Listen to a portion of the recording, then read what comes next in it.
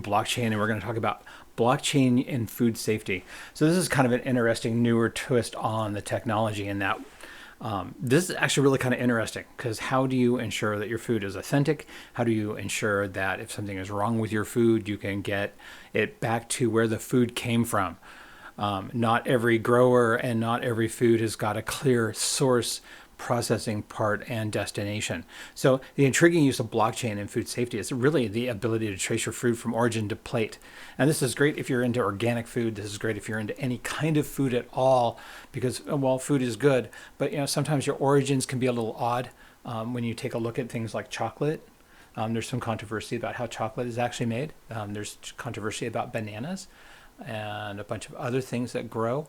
So if you can blockchain it, you can make sure that they come from an authentic source using authentic standards and labor practices that we're used to. The other thing that's interesting about this is that the transport of food products from the origin to the supermarket can be traced. How were they actually shipped? Were they frozen? I noticed that some of the grocery stores that I shop at, the potatoes are actually frozen for transport. So what does that do to the starches? Maybe I need non-frozen potatoes. Right? But that seems to be a thing. It would be great to know if my potatoes were frozen or not during the transport of the food product from the origin to the supermarket. And then in the case of foodborne illnesses, we've all heard about listeria, we've all heard about salmonella. Food gets recalled all the time, and it's really kind of annoying where it's like, okay, if you shopped at Kmart, Walmart, or Costco, 35,000 pounds of hamburger maybe was contaminated. And we need to be able to track and trace that quickly and accurately down to who bought it, or so that we can actually get it out and we don't accidentally poison people. So that's where blockchain really kind of comes in, and you can scan it and tie everything from the origin to your plate, and to your plate means to you, and that's the cool part. So existing processes right now, according to FDA, food traceability is the ability to follow the movement of a food product and its ingredients through all the steps of the supply chain, both forward and backwards. And that makes a difference, especially if something gets adulterated or something changes along the way. Traceability, and this involves documentation, linking the production, processing, and distribution chain of food products and ingredients. Now, documentation has traditionally been a real hard thing to do, right? People in general really do hate to document. we are the worst at it. So if you can automate your documentation, if you can barcode scan it, or you can otherwise automate your processing portion of it, and you can automate where the plant came from, cleaning schedules, and everything else, then your traceability becomes a lot more viable. And again, people just don't like documenting things, and that's not a surprise. If you've ever worked on any project, the one thing that never seems to get done right or get done at all is a documentation. And then the other one is in case of foodborne illness or outbreak or contamination.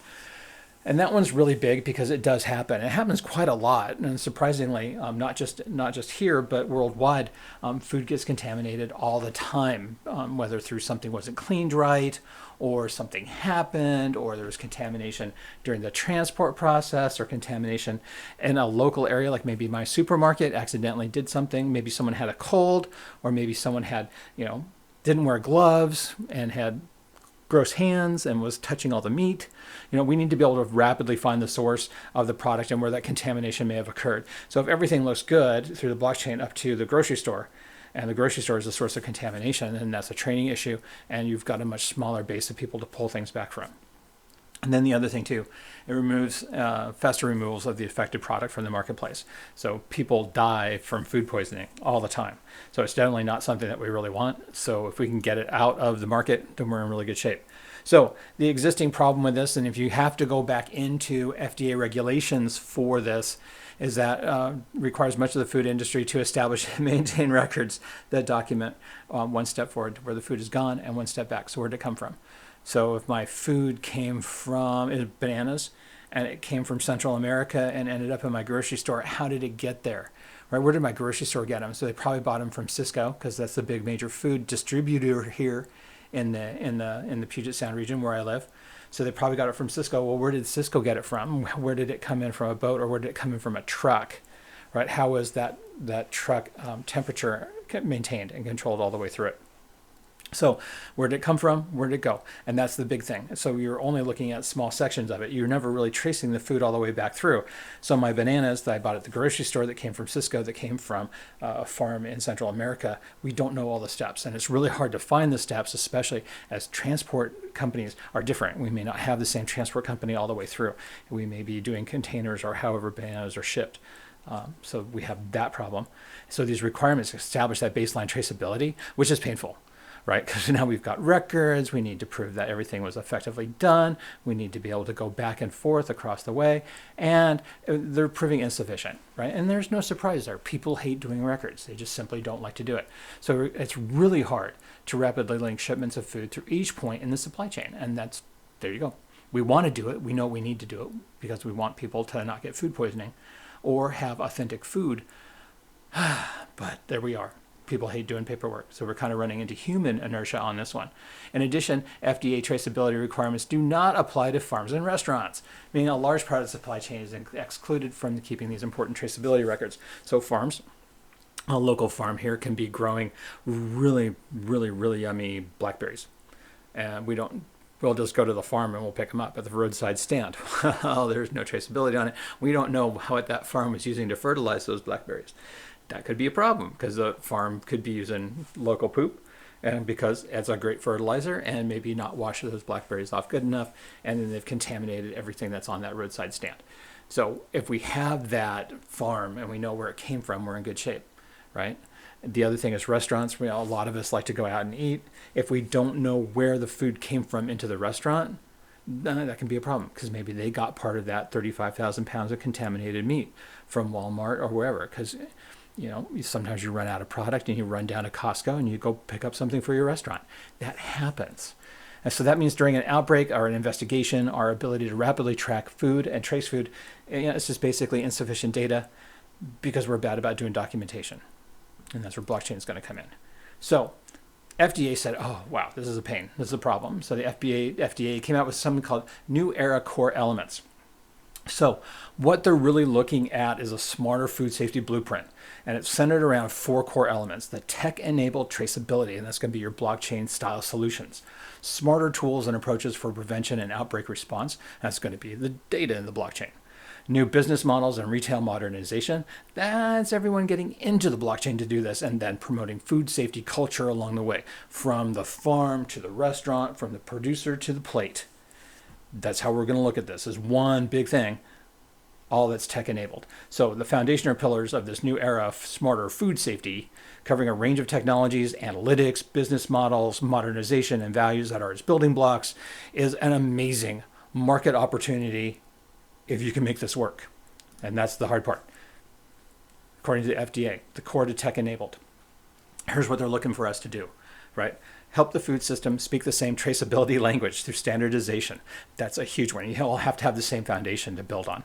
You can't call it one thing and then call it another thing and then call it another thing. It's either tomato, or tomato paste, right? Which one is it? And we have that issue with language, and standardization is a big one. Or we have to have what's called a data definition language, where we can actually go ahead and map all these different definitions to each other. And that's a real common database data analytics process. And it may be one thing to one person, but it's another thing to another. And as long as we can make that map in the data definition, then we're fine. We can do that. But it gives us a standardization. It gives us a floor to play with. Then we want to strive to enable the industry's compliance. Well, so unless there's an actual regulation, right, the industry generally won't voluntarily do this unless there's a payoff either through greenwashing, which is basically your social kind of responsibility programs, or something else. So we want to do traceability regulation, but we want to make sure everyone's in compliance with it based on that same standardization. We want to use existing consensus standards where possible because we don't really want to make new regulations, which is really nice of the FDA to say, we have good regulations now, we just need to make them work in the new era on these 4 pillars.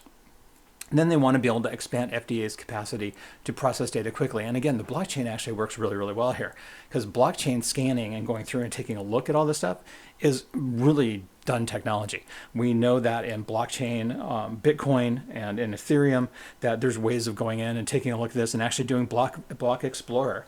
This makes for great data. It will make for great data analytics and machine learning, and you would have some really good potential for AI models to help track through all this data for food movement and actually be able to find the things you're looking for.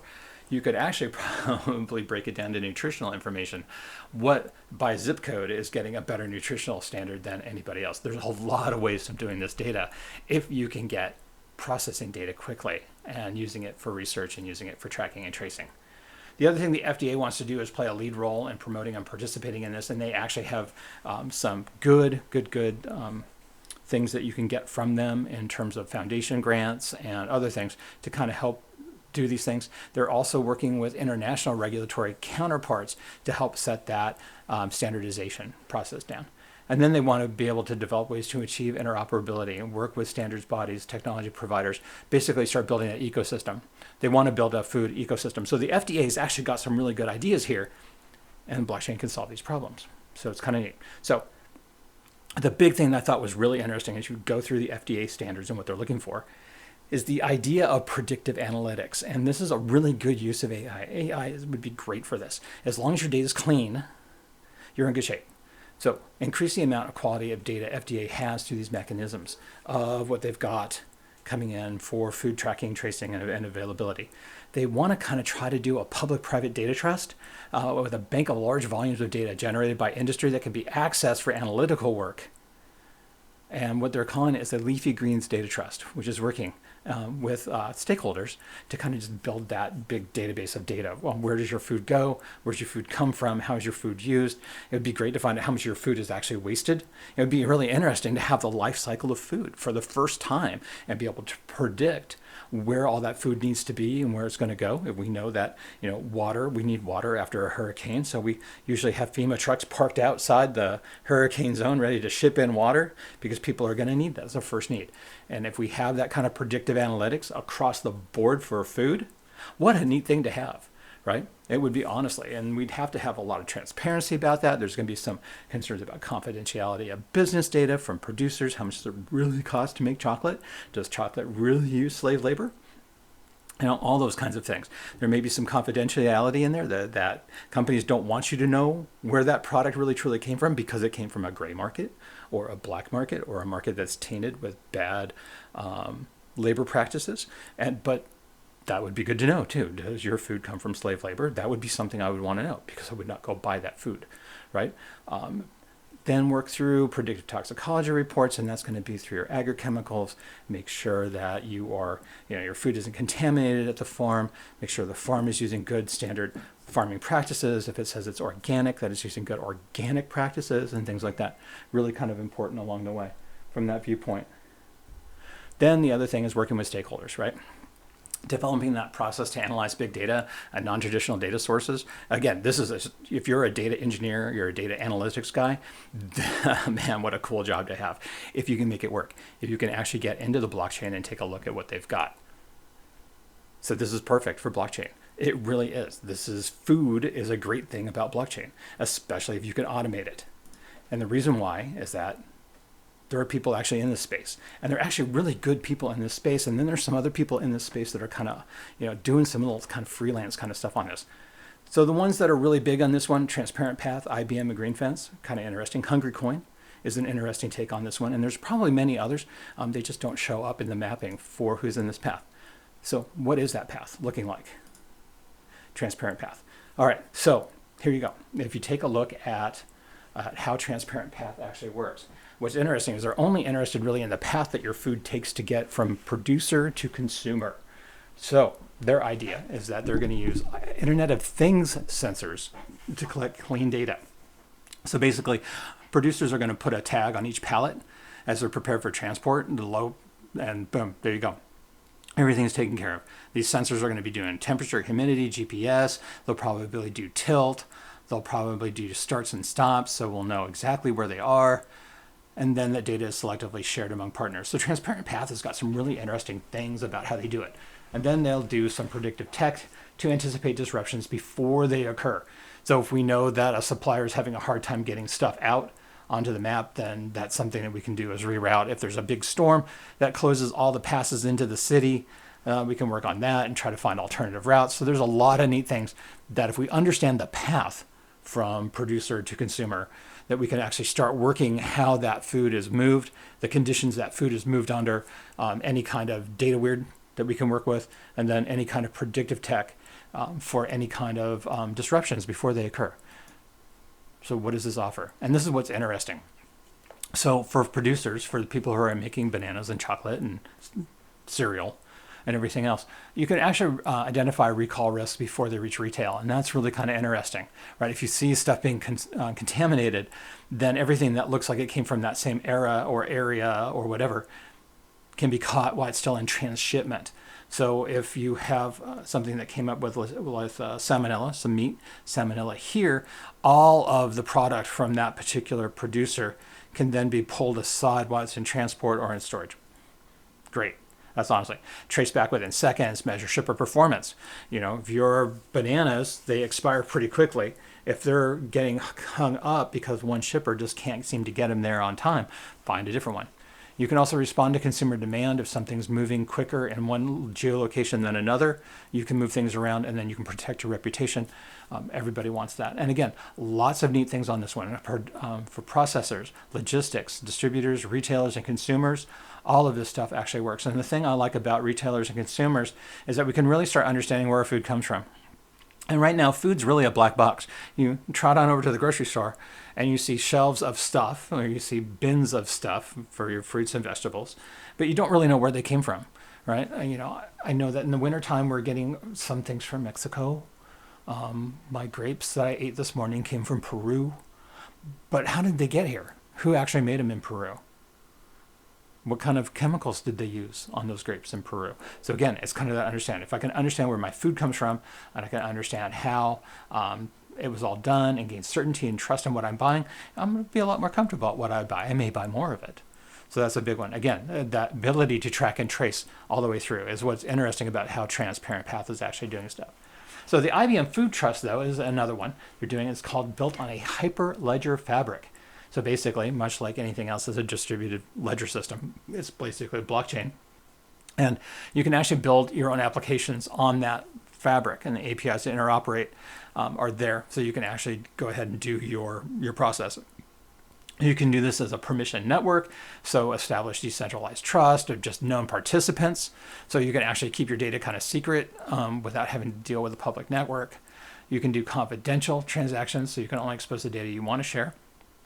Pluggable architecture, you can move things around. You can probably also do a sanitized chain on this one as well. And then it's easy to get started. With this one, when you go through and you take a look at it, it's just really straight up. You go in, you make an account, they give you this whole thing about the 7 benefits of IBM Food Trust, supply chain efficiency, brand trust, food safety, all the things. Food waste, I like food waste, and food fraud. Food fraud is a big one. But you just go in here, you sign up, and then you start doing things. You start doing your data with it, and you start trying to figure out where all this stuff came from, where does all your food go.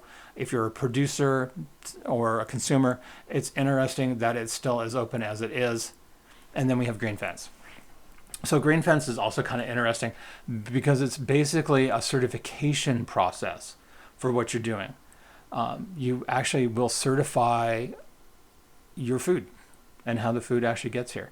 You'll get ranking, reviews, gateways, harmonization, human performance. They treat it as IoT, microbanking. So it's really kind of interesting. A little guy can actually sign up here and go in and make their own account and actually instantly be a producer for food. So if you're a small farm here in the valley, you could actually go into Green Fence and set yourself up and go ahead and set up your food safety, set up all your company, set up all the things you need to do to move your stuff around, certify your farm as organic, and call it good. You're good to go. So the cool part about it is that your food is actually authenticated. Everything about what you do is authenticated all the way through. So any kind of data that goes along with your food, you may test your food. You may want to make sure that people understand that you don't use pesticides in your thing, or you don't use certain kinds of fertilizers. And you can actually go ahead and have your products tested and then throw that in there. And it's authenticated. It's good to go. It's test reports, certificates, documents, everything. Everything is traceable. And authentication is carried out by independent third parties. So your food is tested and good to go.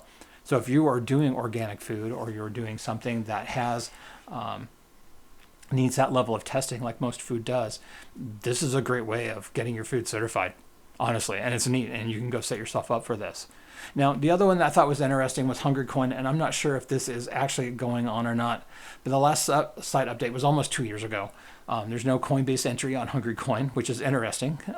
There's a HungryCoin for little money and a negative outlook in Coinbase. But Hungry Tech, the owner of this, is a 6-part company that owns a lot of chunks about Hungry everything, goes along with it. So Hungry Tech Automation, Hungry Drops, Bits, Coin, Staff, Voice, Text, Tap. So interesting on how they do it. It's basically a consortium of ideas in blockchain around food, right? Logistics and delivery, biometric, universal crypto, and the Hungry Coin was the one where they would actually give you a little bit of extra money if you used their product in your restaurant, and you could do things for rewarding your customers with Hungry Coin and all these other things. So interesting. I'm not sure if they're still going, but it's an interesting way of using restaurants to keep your food moving and make sure that you can reward your customers by coming back with a crypto rewards and a loyalty program in crypto.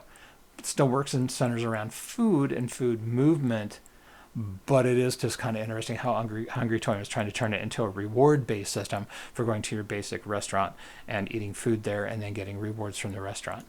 So in summary, though, this is really an interesting space, right? The FDA regs and future plans are really going to guide the process, but it's really well thought out and really points at a blockchain style kind of solution to this. It's perfectly suited to blockchain and data mining. It is amazingly efficient for what we want to do for data mining if we stick in the blockchain, if we can make that work. If people like TruePath and IBM and GreenFence can actually make it work from producer to consumer, if we can somehow tie all these systems together. And I think, honestly, probably that hyperfabric of IBM is probably going to be your best entry point, because IBM is probably going to be your strongest player, but the competitors have got some really interesting spins on this. All the things like the certification, or the things like pathing information and other things that you can feed into IBM. Right now, there's no one clean solution to this, but it's just a really interesting group of products that you can work with. So blockchain and food safety, it's a real big, fun project, I think, to work on. It would be just an amazingly interesting thing to do. And the code would be straightforward. And again, just working with IBM products, that's not going to be any kind of rocket science. The fabric looks really sweet to work with. So definitely go check out IBM. But man, if we can make this thing go, that would work. And this is a wide open space. There's not a whole lot of people in here. You do have the 800-pound gorilla of IBM and TruePath in here. But the rest of it's wide open. So yeah, it would be kind of interesting seeing what people are going to come up with in this space over the next 10 years. All right, that's the end of this lecture, and I will see you in the next one. I hope you enjoyed blockchain and food safety.